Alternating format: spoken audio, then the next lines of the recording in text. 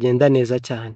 Ndagerageza hamwe 200 ehe amanota you see please max must be less than or equal ijana nwango ashizemo 200 nabwo system iramubwiye ngo oya aya manota yawe no nta gisubizo turaguha reka twongere tugerageze indi option no reka twongere dushemo andi manota reka tuvuge ko dufite 98 tumeze neza cyane.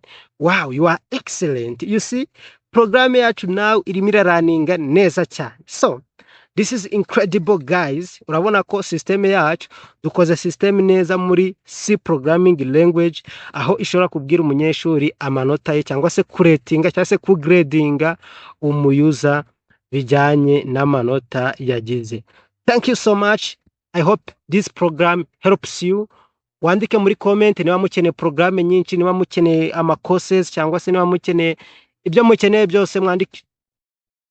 So guys, thank you so much for watching this course. I hope this was the best project. Nekeza ko igufasha muri logique no gufunguka mu mutwe no kumenya neza programming language no kuba wakubaka ama system akomeye. So thank you so much. Utwandikiye muri comment ese ubundi wone ihe programming language ushaka kwiga, ese ushaka ko dukomeze si programming language, ese ni kiye cyifuzo, utwandikiye muri comment tubwire uko bimeze.